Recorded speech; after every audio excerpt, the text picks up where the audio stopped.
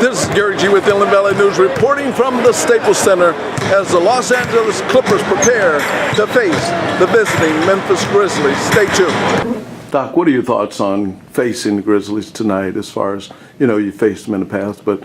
Well, they're tough. I mean, they are, of all the teams probably in the league, them and maybe Golden State and San Antonio, you know exactly who they are when they show up in the gym. Like, they're going to be who they are. They're going to play their way. You're not going to change the way they play. But you still have to beat them. They have great size, and they're a heck of a defensive team. They're long, and they have really nice individual defensive players, and so it makes it for a mental tough game, which in some ways is a lot of fun. You think you have an advantage since they had it's going to be a back-to-back? I don't know. I don't know if you have an advantage or not. We've played a lot of games ourselves over this stretch, so who knows?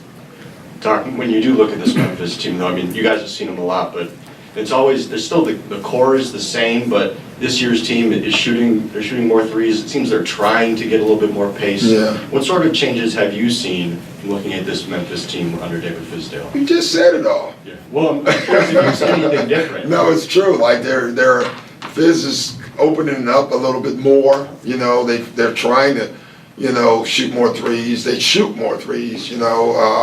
When they make them, they're really hard to beat, obviously. And whether they're on their makes, when they shoot like 40% from the three, they win. When they shoot less than that, they lose. So clearly, it's an important thing for them. But at the end of the day, the ball's going to go to Gasol, and it's going to go to Randolph, and it's going to go to Conley. And they're going to play it off of those three guys. All three guys, especially Gasol and Conley, just terrific passers. And that's what makes them so dangerous. Doc, Mo leads the league in charges taken. Yeah, it's because he can't jump. How unusual is that for a guy who doesn't play starters minutes, and how is he able to do He that? does a great job. It's funny, when we signed him, that was one of the first things I said, and people actually laughed at that. I said, no, Mo at center takes charges, and that's a gift. I think a lot of guys, either you can block the shot with your athleticism, or you should just get your body in the way. Mo has decided he can get his body in the way, and he's good at it. He's good at drawing them.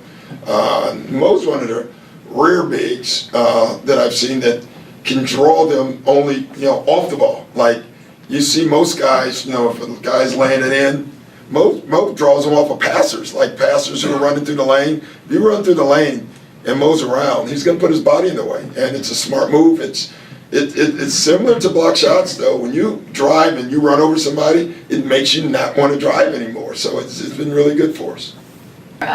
Brandon, but what have you gotten from him? Seems like production-wise, he's been pretty efficient. He's been great. Just his toughness has been really good. He kind of changes the game when he comes in for us. When we bring him in, there's a purpose for it. We're not rebounding well. We're undersized.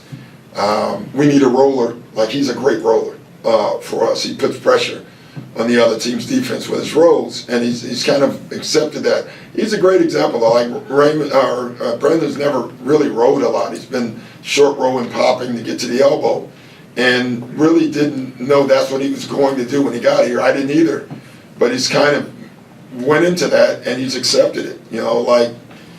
That's what you want all your guys to do. Like, do what's good for the team, and he's a great example. He just does what's good for the team, and that's why he's so well liked in the locker room.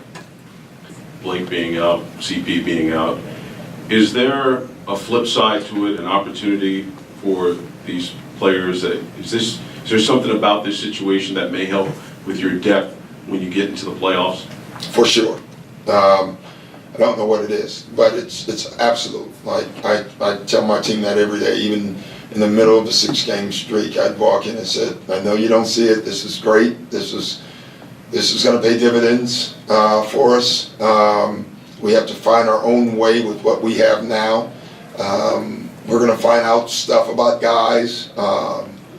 So, listen, no one wants to go through this, but at the end of the day, it's really good for you.